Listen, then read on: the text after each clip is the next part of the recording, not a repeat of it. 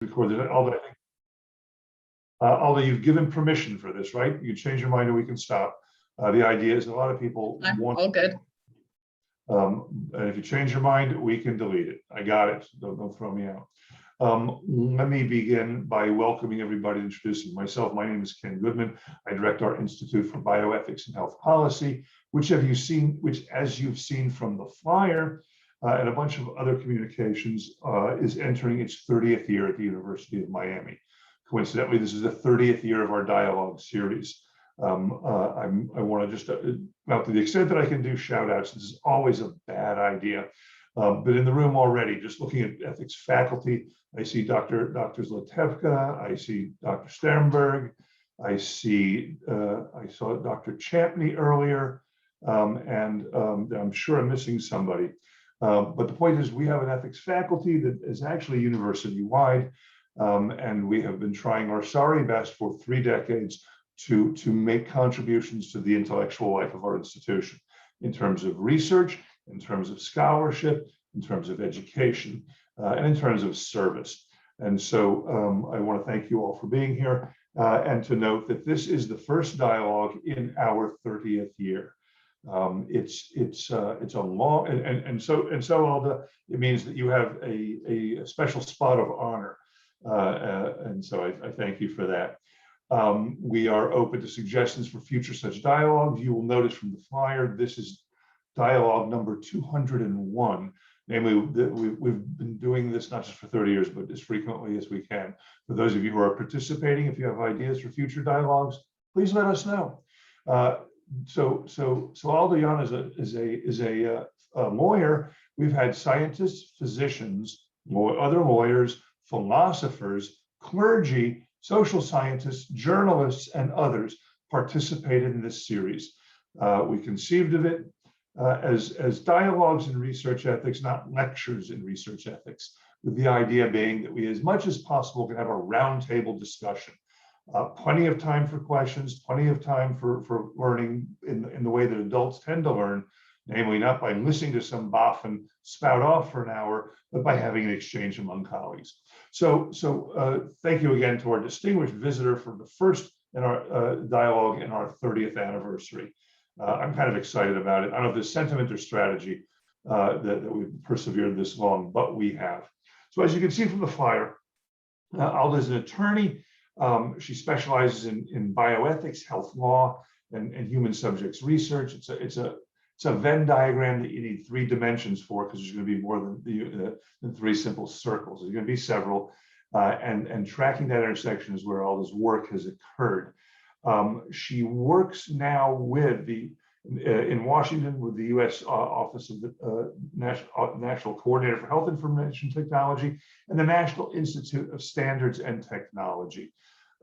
These are organizations that are part of our government that grapples with, that guides, and that tries to shape appropriate use of technology in general, but also in the case of ONC, health aspects of health information technology. She's been thinking about challenges related to, well, digital health, the mobility of data, and whether or not our current regimes for oversight are adequate to the task. We have a 20th century law and woke up and realized it's the 21st century.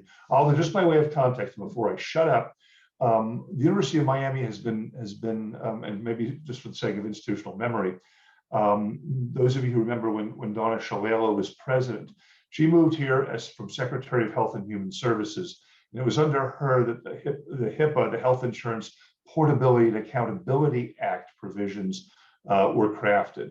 And this was her first job after the privacy law went into effect, which made it a very exciting time at the University of Miami to have the author of HIPAA suddenly become the boss. HIPAA, remember, is an acronym has nothing to do with privacy. It was the name given to the Kennedy-Kassebaum law that had to do with being able to move your insurance when you change jobs. Health insurance portability. And we realized at the time that included it was an opportunity to address a problem. Namely, we had 50 different state privacy rules and laws, and that made it really difficult to transfer information across jurisdictional legal boundaries. Alda, the floor is yours. I've given all the instructions to have as much fun as possible. We want to be able to have a friendly and supportive exchange around what I think is a very exciting and provocative question. So data mobility and HIPAA, protect privacy and support research. Ms. Yuan, the floor is yours. All right, thank you, Ken. I'm just going to share my screen. I have a few slides, but as Ken said, mostly it's going to be sort of dialogue. So I'll just talk for maybe like 10, 15 minutes. And then we'll sort of open the floor. You can ask questions, sort of have comments, whatever it is you usually do here. No pressure. This is the first one. It's the 30th year, but we'll muddle through it. So as Ken said, sort of what I'm going to be talking about today is sort of some of my own research, as well as it's related to kind of the work that I do at ONC, the federal agency, sort of through which I met Ken and sort of got invited to one of these discussions. So what we're going to be talking about today is sort of rethinking essentially what the conceptual framework is, or the justification, or the reasons why we have health information privacy. So first, let's just a little bit of background. Ken mentioned HIPAA. So as he said, it stands for the Health Insurance Portability and Accountability Act. As Ken said, it doesn't actually mention privacy at all, but what most people know it for is sort of health privacy information. And that's indeed kind of how it's entered the public consciousness, as well as sort of a lot of what the paperwork, HIPAA related paperwork has to deal with is sort of privacy and sort of whether or not someone can have access to health information. So HIPAA is an extremely costly regulation. It costs billions of dollars a year. Estimates vary depending on who you're asking. If you're asking HHS, or you're asking sort of private researchers, or if you're asking health information companies, healthcare providers, they'll have different answers. But sort of the estimates, the higher range is about $40 billion a year compliance. But on top of that, there's also sort of transaction costs of kind of time, health provider time, coding, and all these things that are sort of wrapped up in it. And then the question is, what are we getting for that cost, right? Not just the money, but sort of the time being used. And so in the last sort of, decades, healthcare data breaches have been on the rise. And every year, millions of patient records are exposed. And after a breach, HIPAA doesn't really offer any remedies. So the question is sort of is HIPAA, or at least the way that it's structured, its privacy rule, is that something that is giving us sort of value for what it costs. So there have been a lot of proposals to reform HIPAA. It was first passed in sort of 1996. That's obviously a long time ago, and it's sort of before a lot of the information revolution occurred, before a lot of sort of cloud revolution had occurred. So there's a lot of sort of things in it that are not well suited necessarily for the modern age. And recently with the COVID-19 epidemic, we've seen sort of how critical it is to have health data be able to flow in a sort of, sometimes instantaneous fashion, right? We've had a lot of issues being able to aggregate data, just kind of we can see sometimes just in the spikes how many cases there are that, it's not an instantaneous flow, right? There's a case reported, sometimes it's held for days before it's actually reported at the national level. So we're talking about sort of, the goals of having a privacy regime in a digital health space. There's really sort of we should think about two goals. One is to protect individual privacy. And then the other is to allow sort of data to flow in a way that is for beneficial uses in a safe manner. So I guess my argument, I suppose, as well as many other people's, it's not just me, is that the existing way that HIPAA works is not really well suited to either goal. So I guess sort of my particular point is that, reforms can't just be stopgap patches. They should instead sort of be a conceptual framing, reframing to support specifically patient agency. So we're going to take a brief look at exactly what the HIPAA privacy rule first requires in order to discuss sort of how to make that happen. So HIPAA is sort of the key provision. You can ignore, if you're not a lawyer, which I think most of you are not, you can ignore the numbers, but I cited which part of it that's important. Otherwise, the lawyer cops will get me. So the HIPAA privacy requires that covered entities or business associates may not use or disclose protected health information. So basically every word in that phrase or sentence has some sort of particular specific legal meaning. So a covered entity or business associate is sort of two terms that kind of have like very complicated definitions, but basically it's a discrete list of types of entities, mostly healthcare providers specifically, that are subject to HIPAA. So if you're not a healthcare provider or a business associate of one, HIPAA doesn't apply to you, even if you are working with what is really health information. So for a good example of this is like Ancestry.com, sort of a lot of these, or 23andMe, if they're collecting data that is like DNA data, which most people would think of that as health information. They're technically ancestry companies and not healthcare providers, so HIPAA doesn't have to apply. So protected health information is legally individually identifiable health information. And like this is maybe too specific for the moment, but I can explain if anybody has questions. Individually identifiable health information has a very specific legal definition that's not really about sort of practical, whether or not a set of data is actually traceable to an individual, but whether or not it's sort of, there's like a safe harbor. If you have taken out a certain level of types of information, then it qualifies as unprotected, not individual identifiable, even though maybe a data scientist or someone or statistician could track it to an individual. So it's not a practical measurement. It's like a specific legal definition.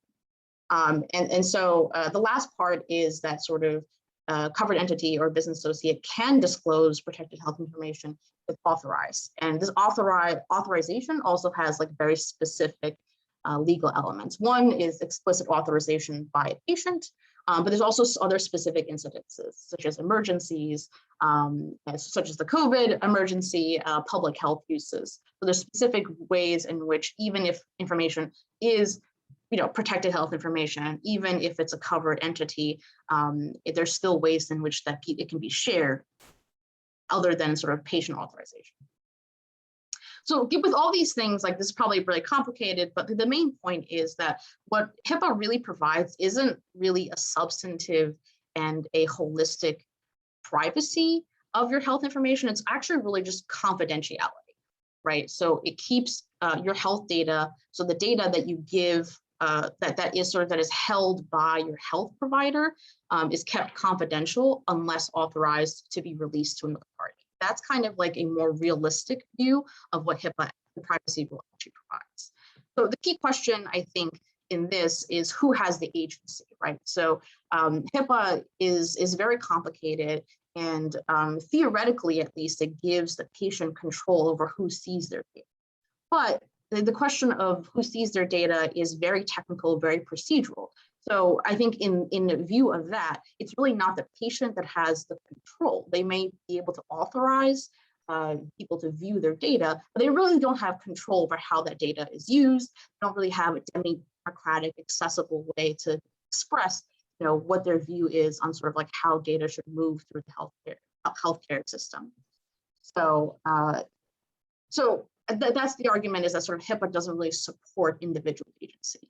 So the confidentiality framing of the way that the privacy rule actually works is based on sort of a bunch of misaligned assumptions. It's based on assumptions that kind of maybe made sense in 1996, but certainly don't really make sense now. It's based on an assumption that data is sort of, or a health information record is analogous to a physical record, something that you can show to somebody else. And that it is like real property, that if you hand it over to somebody else, they have control and you don't have it, right? But that's not really how data works. You can copy it endlessly, and often the harm is not that somebody can see it, it's that someone's using it in a harmful way. And HIPAA also protects data through procedural safeguards. So someone checking a box saying that it's authorized, rather than somebody sort of going through a real substantive analysis of like, is this data can be used in a harmful way? So the regulatory focus of HIPAA is on the moment when data is released. HIPAA doesn't really have a lot to say. HIPAA, like really essentially the privacy rule, really regulates whether or not the health provider can release the information, but it doesn't really say much about what happens after the release. So because there's not much being said about what's happening after the release, there's kind of a bias towards immobilizing data, right? Whether or not the use is going to be beneficial, because you avoid problems theoretically, right? If you never release the data, unless it's for one of the specific authorized uses. So this results in kind of like pretty significant barriers to beneficial reuse. But because there's no remedies, if somebody, like if there's a breach and, somebody uses the data in a harmful way, it doesn't really protect against bad actors. So moving towards patient agency, I think, I'm interested in everybody else's thoughts on this, but I think sort of that we should think about kind of like, where does the right to privacy come from? And reframe away from sort of this confidentiality model towards a model that thinks about the right to privacy stemming from sort of the right to bodily autonomy into patient agency. I think this sort of makes sense within the purpose of HIPAA, the stated purpose of HIPAA, which is to allow people to control their data and know where it's going and actually have sort of a role in shaping sort of those things in the future. Realigning HIPAA towards kind of patient agency also better aligns with kind of the modern realities of data. So it's mobile, and the reason you have digital data is that it's meant to be shared, right? There's no reason to have something be in a, digital is in many ways just less secure than physical copies. If you have one physical copy, someone can steal it, but that's about all that they can take a picture of it, I guess, but that's about all they can really do, right? It's much harder to access. Whereas like if data is on the cloud or in a digital form, it's actually much easier to take. As we know from millions and millions of records being breached every year. So we also want sort of a system that sees our individual interests in health data as more than simply a property interest. It's not that I want to own my data, right? I don't want to sort of be able to sell, or at least I don't present. I think the surveys have been done and people do disagree. But I think that fundamentally, if we want to have a more equitable and ethical healthcare system, we don't necessarily want people to have an individual ownership interest in data, but rather kind of the interest in the healthcare system as a whole, right? So how is my data being used in a substantive way? Who's using it and for whose benefit? And sort of a reframing towards patient agency would also support more substantive protections for data. Not simply sort of like check boxes of whether or not someone has agreed to release their data, but sort of like substantive protections after data has been breached if it's been used in a harmful way.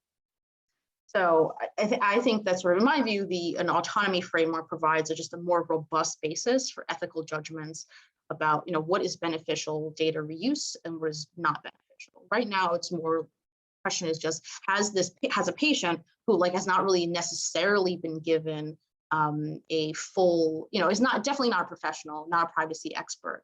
The question really is, have they checked a box saying that they've authorized the release of the data?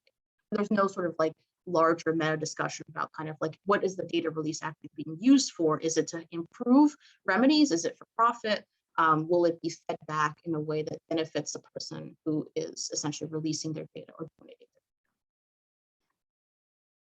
So here's just some outstanding questions, and I'll stop here for comments, questions, and like. But there's a lot of outstanding questions, kind of just in general about health information privacy. So should healthcare providers right now kind of are basically essentially often very afraid of fines, of violations of HIPAA. And they essentially have this, as I said, a confidentiality model, right? They hold the data in secret unless someone or some law has authorized release. But can we think about it maybe as a fiduciary duty model instead? So lawyers, for instance, sort of financial advisors theoretically, but also lawyers theoretically have a fiduciary model, fiduciary duty to their clients to sort of essentially act in a way that benefits them. Right. So it's not just kind of it's a more encompassing duty than simply checking whether or not someone's authorized release. So another question I think is what do patients owe each other, right? If we sort of if we move to a model where patients have more agency and sort of substantive control over the use of their data, what do patients owe each other in terms of sharing, data sharing? And then sort of another couple questions is, how can we move beyond sort of de-identification of data, which has been often proven to not actually be effective, not actually capable of de-identifying a lot of important data as a panacea to the privacy issues. So there's also another is sort of how does HIPAA and the other privacy regulations essentially affect the balance of almost like the market balance between public and private research? Who's being given a competitive advantage by these regulations? And finally, sort of what would, if we had more substantive remedies for victims of data breach, what would they look like? So those are just some outstanding questions to think about in the context of this discussion. But I think my 15 minutes are up. And so I will open it up for questions. Maybe Ken, you want to ask a couple, or I don't know how you guys start off. Well, I have poor attention, I think, but after 30 years, I'm not sure how this should go. Actually, what I want to say is this: one, let's leave your questions on. Keep the slide open, so to serve as a fulcrum for us. I was remiss at the beginning. There are two things that I wanted to say. One of which is a shout out to Esther. Anna was here earlier. Esther Galguera has been the connective tissue, if not the brains of the outfit. Is that a mixed metaphor? Might be. For a very long time. Esther pulls all this together. It's on the web. She's worked with all that and so forth. And so a shout out and thank you at our 30th anniversary to Esther and to Anna. Second, you may have noticed that if anybody's ever collaborated with a colleague from the government and on a paper, colleagues of ours who work for the government are under constraints which those of us in academia are not.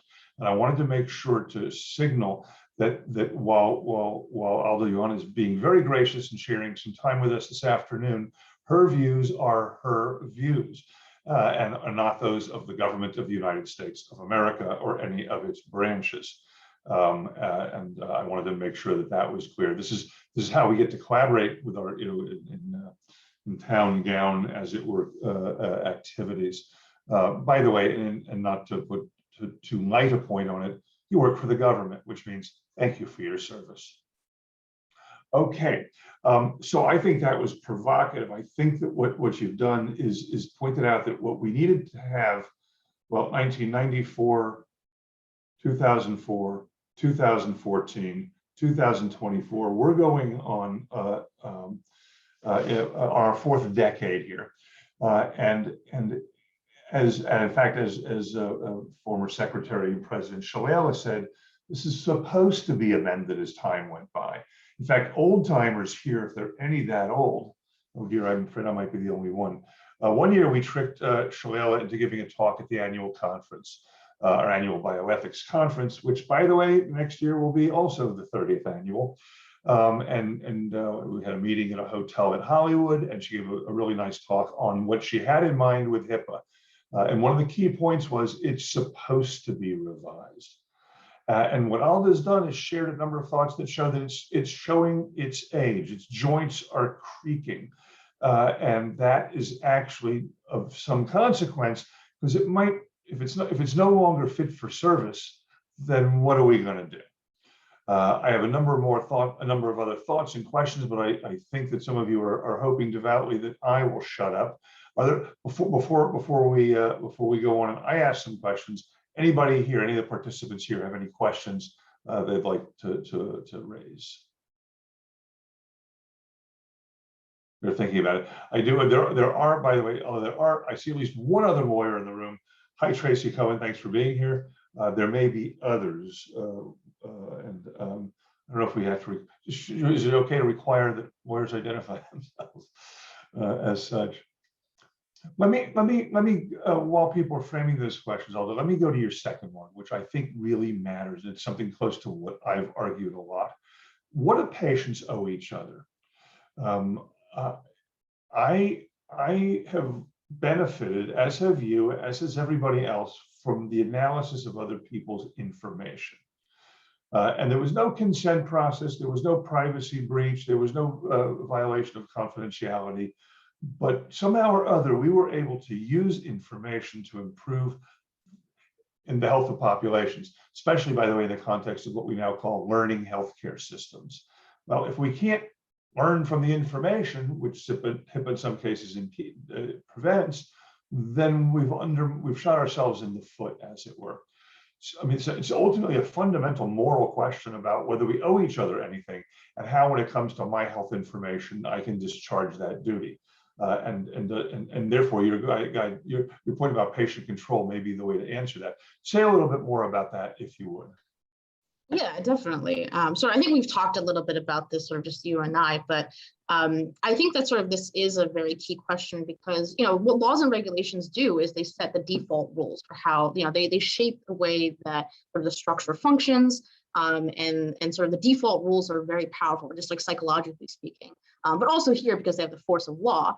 But we have not really, I think, through the regulation system really come actually had a real discussion about this moral question of who owes something to the health system and what the health system owes us, right? So in terms of when I say what patients owe each other, it's not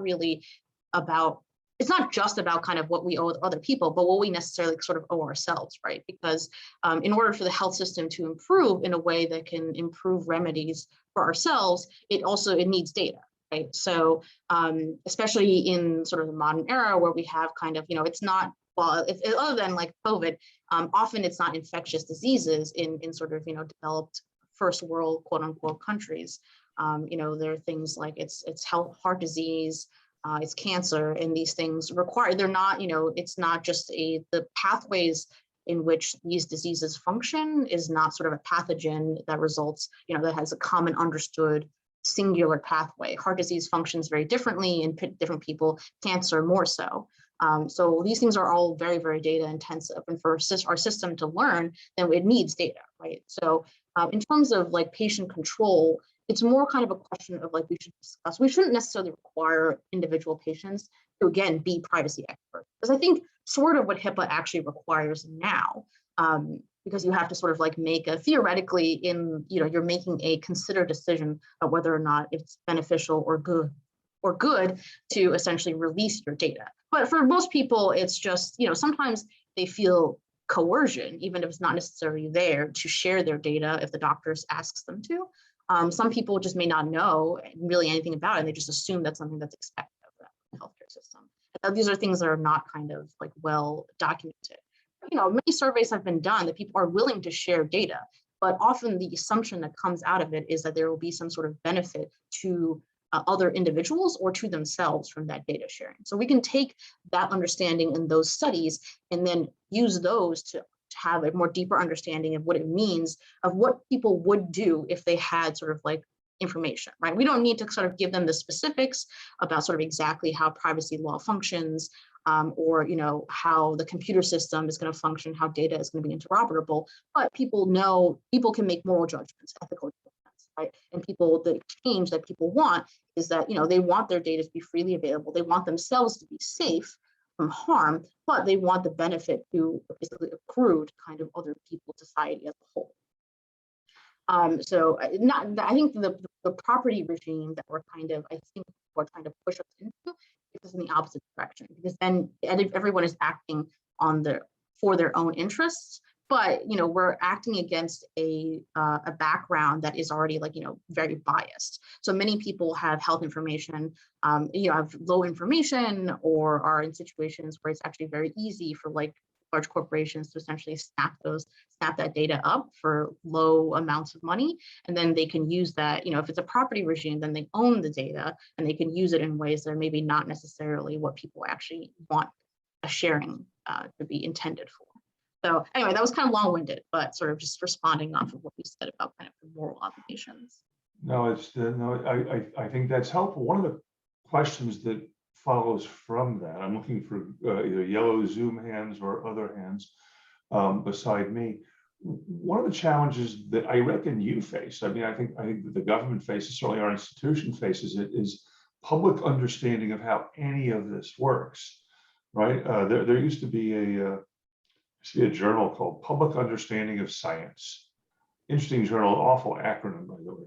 But what was clear is that ordinary people, well, look, is COVID a good example of how it is that otherwise presumably educated people could, in non-trivial numbers, acquire, to use a technical term in ethics, wackadoodle beliefs, right? I mean, that have actually impeded our ability to respond to the virus. And what I hypothesize for the sociologists who are hoping to look at this is privacy is a really important value, but everybody understands it's also not absolute. And so exceptions, I mean, HIPAA attempts the privacy rule under HIPAA tries to say Here's the circumstances under which you can, if not ought to, share data. Share a few thoughts. Once again, as somebody who works with two organizations that grapple with this, how can we communicate about this to patients better? Because patients are going to, have easily manipulated beliefs about this, and I'm concerned about how we can do it. How do you educate people for their own sake? Once again, COVID is going to become the locus classicus for people literally hurting themselves because they think they have some right to not do something that would have protected them. Yeah, I think it's really difficult, right? Sort of as a key question, especially as sort of the political environment becomes more and more polarized. So one thing too is that, it's not just related to COVID. HIPAA itself was sort of like part of the politicization because a lot of people now know it because of these sort of like cards that are floating around, which are not real or have any basis in law, but they say something to the extent of you're not allowed to ask me my vaccination status because of HIPAA, right? So it's obviously based on kind of a HIPAA only applies again to like covered entities. It doesn't say that anybody can ask. It just says that certain people cannot hand over information. You, as the person who the information describes, are free to give it to anyone you want. So it was obviously based on kind of a politically motivated, purposeful misunderstanding of HIPAA. And I think that sort of like a lot of these things are partially due to the fact that a lot of these regulations are not written in a way that are easy to understand. Like we just talked about kind of like one provision that was like, I put like 8 words on the slide, and each of those has essentially an extensive definition, which sometimes has then sub definitions.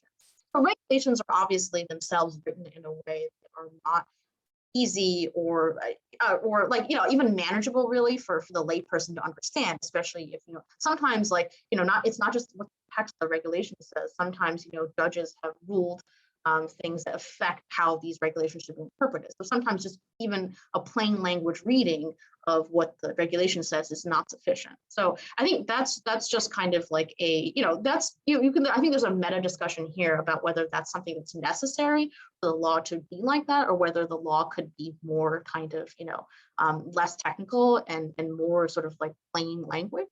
But that's kind of like a separate discussion. But like, so I think that that's one thing, right? That, that the regulations themselves are very opaque and difficult to understand. So it's really difficult for like an individual whose only interaction with the healthcare system is through like a primary care provider, if they even have one, or if they have any real relationship with people move around so often. Doctors are always changing health insurance policies. Many people don't have a stable primary care provider.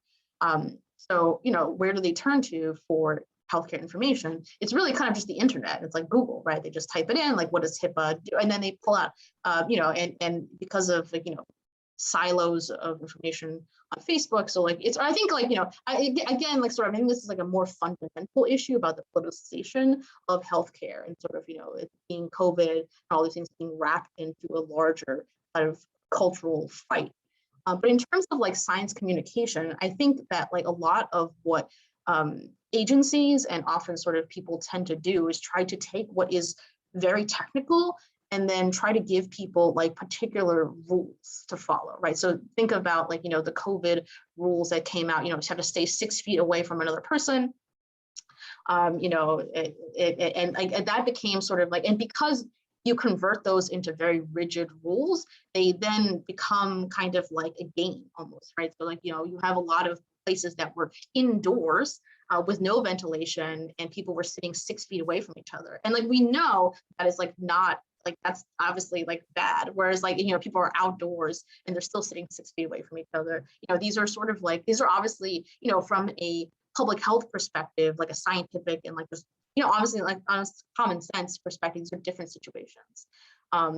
But because people have been given rigid rules to follow, they follow those rules in the absence of kind of like other guidance.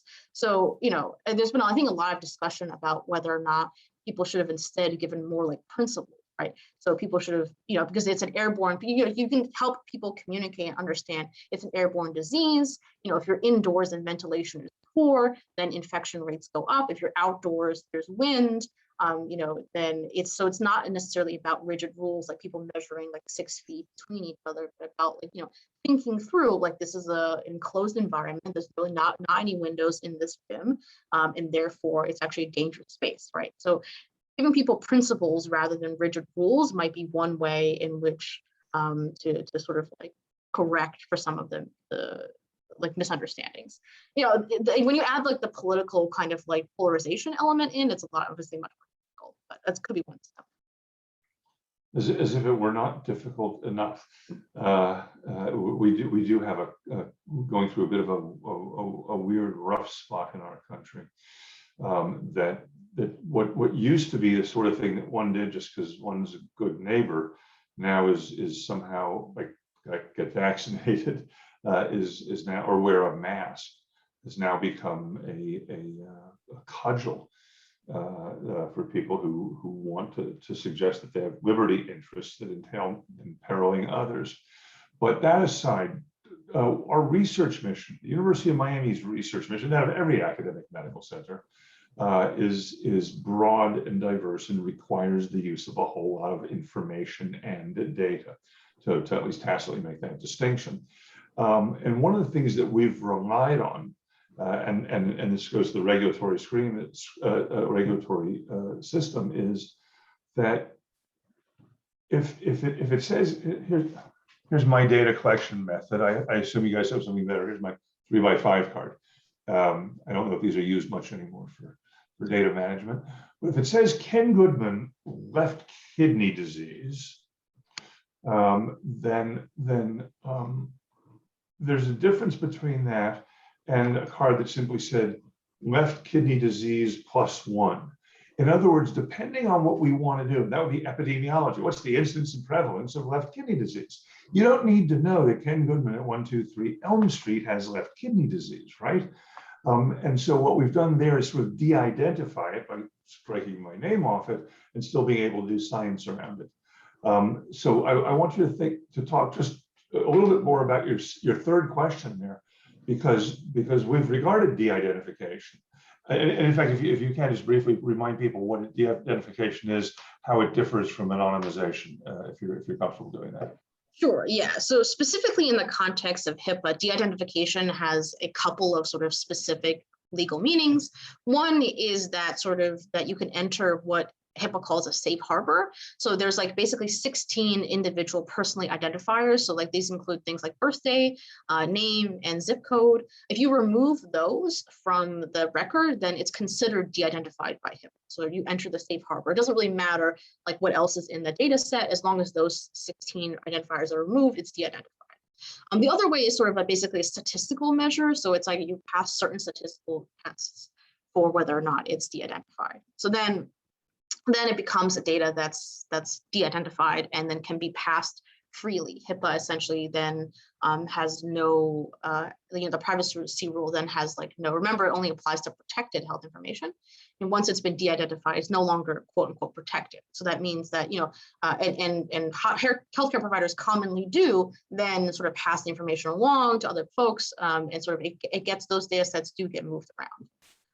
In terms of, so I think that sort of, Ken, we're talking about in terms of the kidney disease and epidemiology, if you're just doing like a count, it totally makes sense to kind of like remove as much other extraneous information as you can and sort of just do a count. But there's a lot of especially, modern healthcare research that relies on knowing more about who the patient is, and also like what inequities they may have suffered, right? So a lot of like the social determinants of health,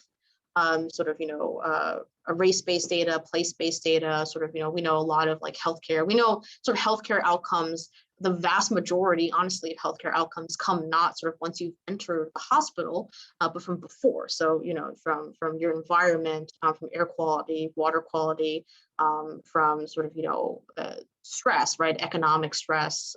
So all these like things that build up, these things are all kind of then have an influence on, if you're trying to like, essentially cure or understand a patient's cancer, the fact that they, where they've lived over the course of their life, like, what foods they've consumed, these are all things that are kind of like very relevant. When you're doing like aggregated studies to understand these diseases from a sort of a larger perspective, then a lot of this data about kind of where people live and who they are and sort of like what, what hardships they may have encountered that may have led to sort of or exacerbated these diseases are actually really important. And a lot of those 16 identifiers like are, place-based, like zip code, age, like birthday. These things are all sort of extremely relevant. So then if you were to do this data with a de-identified, HIPAA-defined de-identified data set, you would miss and lose a lot of the nuance and factors. So I think that's like kind of a problem, right? And the solutions for dealing with this have really not been particularly well aligned to kind of like modern realities. Either again, you kind of like HIPAA kind of has this like on-off switch. Either the data is sort of like stable, staying where it is, immobilized, and it's technically like protected, or it's been released and like literally people can do anything they want with it, right? So it's a very kind of like an all or nothing law. And I think it's not particularly protective because like obviously breaches happen literally all the time and are increasing as health data becomes more valuable. So, de-identification clearly isn't like a solution. Like it can be in certain contexts, but in other contexts, we need something, different. But the limited data set that we grapple with all the time, namely where's the tipping point in that? And one of the challenges you point out that you raised really quite nicely is just left kidney disease +1 is not particularly meaningful unless you know where I am, how I've lived, how I've worked, what I've Googled, right? And parenthetically, and this is just something that's bugged me for a long time. Have you noticed that ordinary people will go online with an IP that locates them, that links them to all kinds of other stuff online, that includes lots of personal information, which has nothing to do, at least on its face, with health, and they gladly type in their queries. They buy stuff with a credit card. They do that. And yet, and they do that so they can buy a new pair of socks. And yet, if you say we want to take that same information that you just threw into the ozone and use it to help other people and improve the health of our population, and suddenly they shrink back and say, oh, but that's private. In other words, what is it about when we deal with industry? We say, well, nothing to be done, we get something of value. But when it comes to health research, we labor under a regime that actually makes it hard, with appropriate protections, to actually learn more to help people. Is that a legal question? Is that a sociological one? Is that an ethical one? I don't know. I think it's a lot of things, right? So I think that for one thing, for certain populations in this country and internationally, there has been a history of sort of like the medical profession being, acting unethically. So there's people who are nervous about kind of essentially anything to do with healthcare research. So some of this is like, media, maybe sort of like movies in which they always feature kind of like a scientific researcher who's like, doing something shady. So I think that definitely like it has an impact, but like, more substantively, you have like sort of actual examples of, Tuskegee, sort of, Henrietta Lacks, like all these things where, especially for marginalized racial groups. So I think there's a nervousness around that, but I think like, additional, more generally, more broadly speaking, I think that there is a understanding, even if it's not technical, that health information, it really isn't protected, right? Sort of, I think we've spent some time talking today about kind of the flaws in HIPAA and the ways it actually doesn't really offer substantive protections to people once data has been released. So I think the nervousness around releasing data has something to do with, I think some element of that has definitely passed into the consciousness. So we know that people know there isn't necessarily a robust remedy method for if there's harm done, right? And they know that sort of like, I think there is sort of a maybe conflation between what we know are harms done by like large pharmaceutical companies and like academic researchers. I think the distinction is not really very clear. The fact that sort of, especially publicly funded researchers have to go through IRBs, have to sort of like maintain sort of like very high standards of ethics these days, especially because of the legacy in the past is not, I think, in people's popular consciousnesses well like distinguished from kind of like large pharmaceutical companies. And like I think to some degree this isn't like kind of this isn't fully a misunderstanding, because often what happens in academic situations is that if like a drug is discovered, it's then like spun off into a private company. So if, I think this is again like sort of a larger discussion about like how our healthcare system should be structured. I guess a little bit related to kind of the fourth question about sort of competitive advantage that these regulations give to private versus public researchers, and sort of, I think that people are kind of like latching on to a nervousness about what's actually going to be done with their health data if they agree could be used, right? When you have a health system that's challenged in a number of different ways, then everything else becomes, if I'm afraid, for example, that I'm going to lose some benefit if my information is inappropriately used, when I really ought not to lose the benefit, namely access to healthcare, which is why pre-existing conditions, by the way, is such an important concept between these. The people are worried, and some of that worry becomes hyperbolic and plenary. I'm worried about everything, therefore it's easiest for me just to say no, because I don't want to roll the dice and I don't know enough about it, right? Including that I don't know that if I'm taking a drug, if I go to my doctor and she prescribes a medication, that's being tracked, right? They know how many prescriptions are written. There's post-marketing surveillance by the FDA without anybody's consent whatsoever. I mean, it would be irresponsible not to do that. And yet people, when it comes to we want to use some de-identified data to learn more about health equity and to reduce it, to learn more about appropriate interventions, to public health surveillance and that sort of thing. It becomes a problem when everything else there's this entire background of data collection that people are not particularly aware of. There's a question in the chat, or a comment in the chat, has to do with actually brought to the attention of the person the moment they're agreeing to share the data. Right. So we institutionally are required to say this sort of stuff, like at the admission clerk office, right? There's a direct personal benefit, convenience to using websites on time. Exactly. I don't know the benefit that I'm going to get. Well, Aldi, you see the question.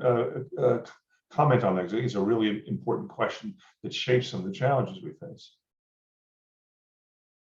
Namely, the context determines all of this. Right. I think the benefit is immediate. I think that's exactly part of it. I think we don't have like a regime in which we return benefits to people for sharing data, right? But even if we did, we do have this kind of like essentially we would have like an education problem on our hands, just to help people understand that if you kind of like contribute data, or even if you don't contribute, that sort of the system is meant to kind of improve the accuracy of remedies, the specificity of remedies, and like sort of the health outcomes for everyone, right? I don't think we necessarily really actually have that system. I think people do sense that. So I think in terms of sharing their data, they're like, well, what am I getting out of it? And the answer sometimes is accurately not very much. Because the benefit, sort of the profits will accrue. I mean, there's obviously stores in this country, people unable to access like basic things like insulin, right? So much less kind of the more complicated, expensive remedies that often come from sharing data about like cancers and other specific, just sensitive medical conditions. So I think people accurately identify that there actually is not much of a benefit to themselves or necessarily even to their community for doing this. It benefits sort of like these like companies which profit off of it. But yeah, so I think that would kind of have to change before we got to a situation. But you have seen sort of like in when it's in the studies in the framework of kind of something that has a more direct benefit, people do share their data at pretty like high rates. So when I was in law school, I worked on a project with an organization that was doing kind of like a pilot of like a mobile research study. It involved kind of essentially a mobile app that people with sort of certain types of diseases would download, and then sort of like they had a very robust like informed consent process mediated through the app. And then at the end of it, they asked people if they wanted to sort of have their data that was for use for this particular study also be shared for other similar studies. And sort of like, I think over 70% of people said yes. And that was kind of like, within all this like background context. But, that was in a very like, in a study in which people felt involved in the study design. People have had sort of like, again, like had been given, offered a very robust understanding about what the benefits of sharing their data beyond the current study would be. So I think like that is definitely true. I think also people don't necessarily understand that they hand their data over to websites and online retailers, how unsafe it actually is.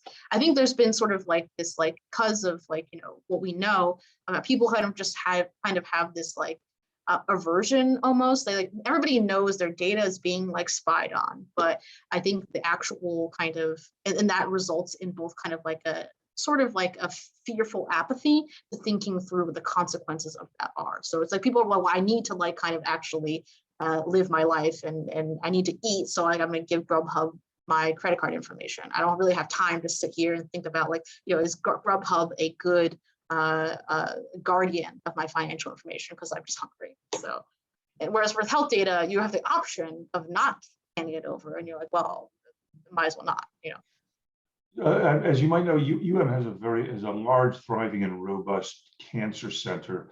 We do a lot of cancer research. We do a lot of cancer care. We do a lot of cancer epidemiology.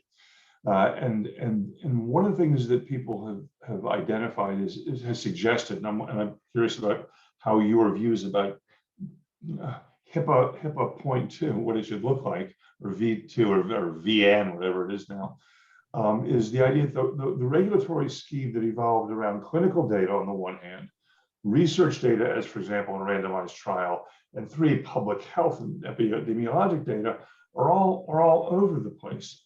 And I'm going to ask you to bring us to closure after I share with you a cartoon. I can't find a cartoon, but I'm going to describe the cartoon. You want to screen share it? Should I stop screen share? And no, I can't find it. I'm going to tell you what the cartoon was. Oh, okay. And it was actually a picture of, it was President Obama, and he was in some lunch counter, and he's talking to some kid, and the thought bubbles above each of them, and the kid looks up at the president and says, "My dad says you're spying on us." And Obama's looking down at the kid, and the thought bubble, the speech bubble was, "He's not your dad."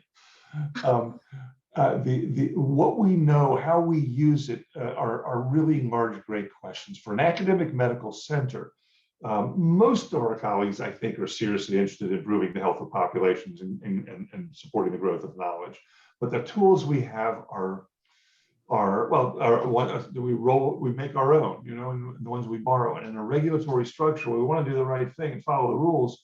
There are lots of different ones, and the distinction between research and clinical and public health has not served us well. In terms of your overarching concern about data mobility, that it's no longer on a sheet of paper or 3x5 card, if they said to you, lead this team, let's have HIPAA phase 2 do this, start thinking out loud, if you would, about what that might look like. Yeah, in terms of your, what's that? No, just to support, for the sake only of the University of Miami and its cancer center. Yeah, so in terms of like the divide between clinical and research data, I've actually like written about this. It's like a law review article, so it's very long, so I don't recommend. It's so long. They're like 50 pages. Anyway, it's ridiculous. In any case, yeah, I think that the split between, there was kind of like you guys may already know this, but I feel like at least the legislative history of the Common Rule, which regulates human subjects research, essentially is based on a report that drew a like dividing line between clinical situations and research situations, right? So the implication is that when a clinician is interacting with a patient, then their interest is primarily in that like patients, for that patient's benefit.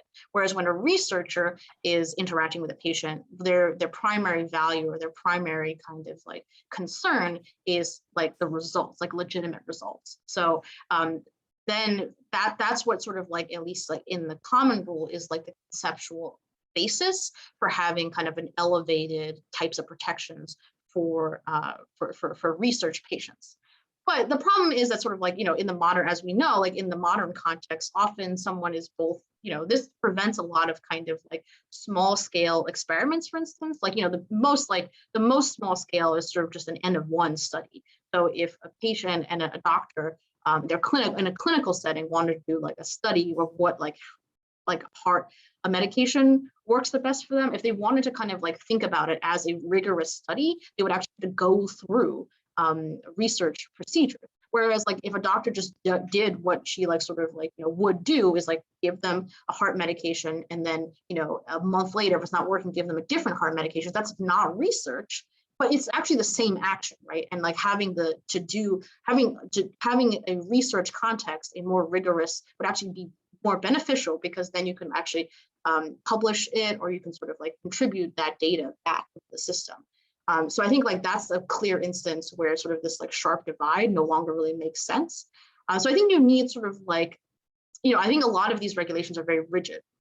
They're understood in ways in which like there's, black and white, it's either the situation or it's not the situation. But we need sort of like a more robust, like context-based understanding of what's actually occurring, right? So if, again, like it's a situation where, it's a clinician and their patient sort of wanting to do a research study or to participate in, or even like a clinician is helping a patient participate in a larger kind of cancer research study, for instance. That's a different situation than sort of like in like a randomized control trial. Randomized control trial being run by a pharmaceutical company, right? These are like very different situations, and they should be understood as different situations. I think sort of thinking about like, the use of data from more like the patient's perspective, as, how much control they have, how much autonomy they have, and how much benefit they can derive from the products of that transaction, if you want to think about it like a transaction, can really be really beneficial in constructing a more robust and responsive data privacy regime. Well, that sounds like a really good way for us to try and draw this to close. I want to shout out to all our colleagues with the university's data broker program and office. We are all grappling with this, and the more we get understanding, one, about what our duties are, but two, how we can move things in a direction that are compliant with the law, but also support the research mission. And I think that what you've done so far this afternoon has helped us get a far clearer idea about that. For those of you who are here for the first time, welcome. Please send suggestions. Another shout out to Esther for all her help with this. And now as soon as we get through with the apology, she'll turn off the recording. But I want to make sure that for the record, Aldo, you see how grateful we are for you sharing your afternoon with us. Thank you so very much. Yeah, thank you. This is a lot of fun.